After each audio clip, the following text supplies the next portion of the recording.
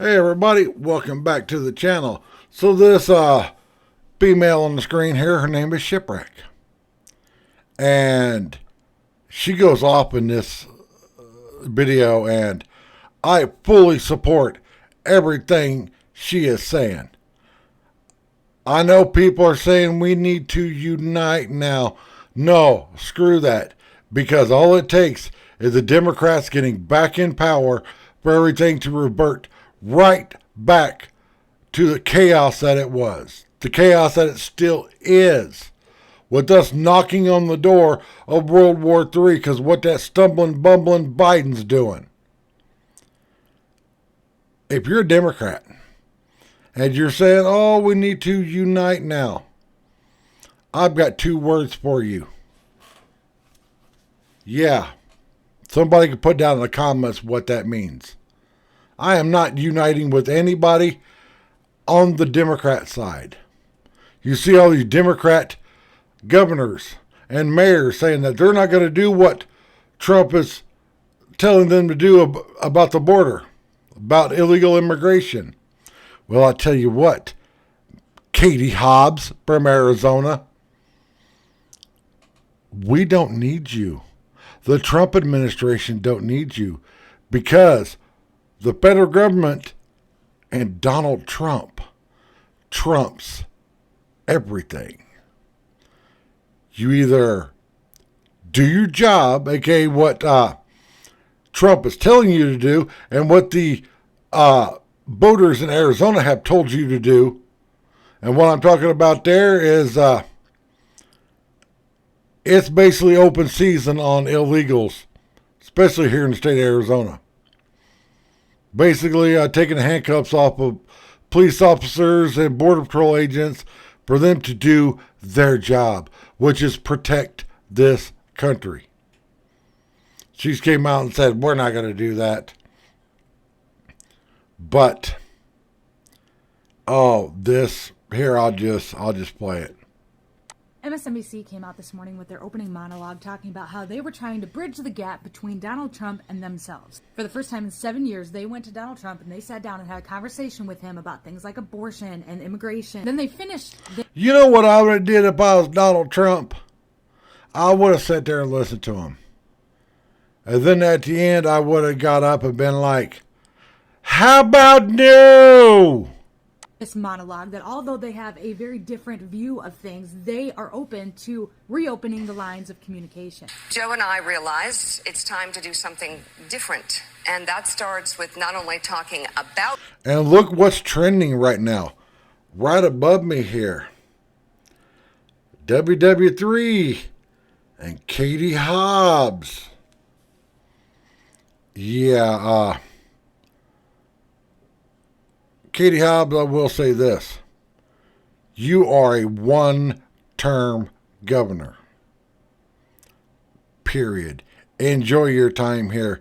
And I hope that Donald Trump makes the rest of your term a living hell. Donald Trump, but also talking with him. Absolutely not. Listen, if Trump wants to open up the lines of communication between him and the media again, that is perfectly fine, but we are not coming back. The only reason that you're doing this is because your viewership dropped by half the day after Election Day. Because you're in danger of losing. You want to know why every show on TV is losing viewers? It's simple fucking math. People my age, maybe even 65 years old, are not watching TV anymore.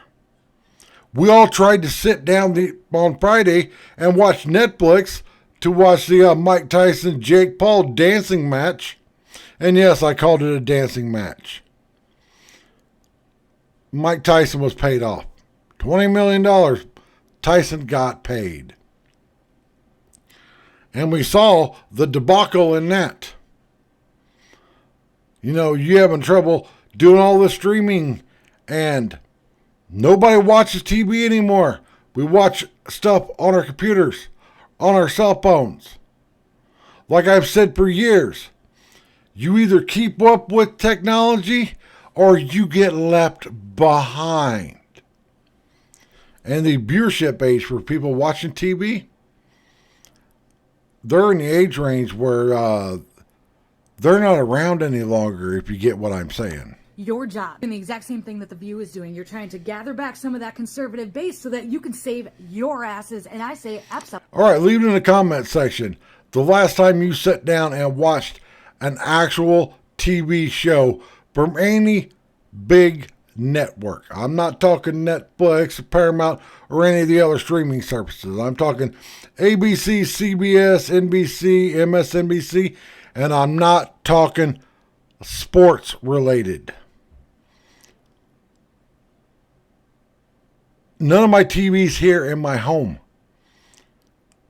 are connected to get TV stations because it would be a waste of time and money. Fucking-lutely not. I sat here for 4 years. For 4 years while you called me and people that I cared about all kinds of different names. When you told people on the other side that when they go low, we go lower. And all those videos that the Democrats have seemed to have forgotten about. And a lot of you, quote unquote, conservatives out there have forgot about. People coming up to people in restaurants that have a MAGA hat on and getting in fights with them. There's just a video right out on social media now of a person's house getting burnt down because they voted for Trump. Yes, I was saying it for like a month now that Trump wins. It's going to be the Summer of Love 2.0, and it seems like it's already starting.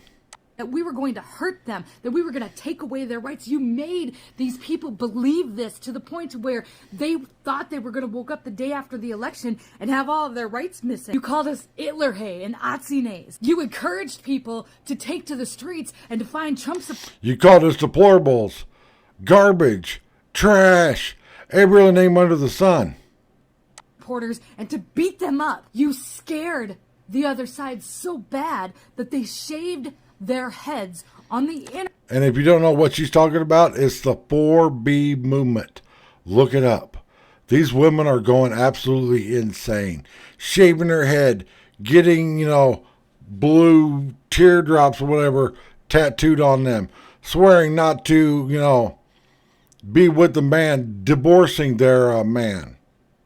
Internet because of the results of an election. And I'm not even going to get in. And to that whole 4B movement, if anybody supports it, fine. Don't go have sex.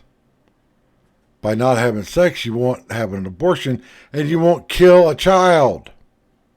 Into the vid propaganda. No apologies. You're not going to take any responsibility for what happened this last 4 years. You lied about Joe Biden and his cognitive abilities for 4 years. We all saw it in 2019. People that I cared about, people that I loved, were terrified. Families were broken apart. People died alone. You're not gonna bear any responsibility to that. You're not going to apologize to the American people, to the more than half of the country that voted for Donald Trump. You don't have an apology to them. You got nothing to say. You just want to open up the lines of communication. That's. And to you Democrats out there that are wondering where all the Democrat voters went.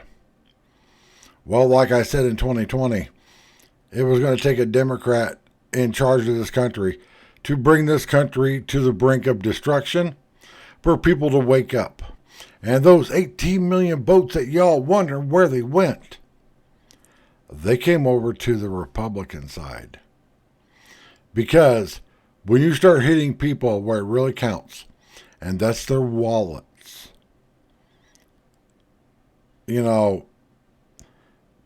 people, when you messing with people's money, it's like messing with their emotions. Like, Smokey and Big Worm on Friday. You messing with my money, it's like messing with my emotions. You don't do that. Horseshit. You're terrified of losing your job, and you know it. Just come out and say it. It's over. We're not coming back. Half the country doesn't listen to you anymore. Gaslighting and the manipulation and the holier-than-thou attitude that you people took, not only during this election year, but during the last 4 years, the wars, the vid, the election, all of it. News you can trust. Oh my God, that's bullshit. It's bullshit, and we're not coming back. You ruined people's lives. You ruined people's families. Now you want some of that base back, but we're not coming back. Maybe it's high time you went and started flipping some burgers at McDonald's. Exactly. And for me, anybody that has chosen not to be in my life, like my dad, bye-bye, see ya. Don't let the door hit you where the good Lord split you. And that goes for anybody that doesn't like me, period. Bye.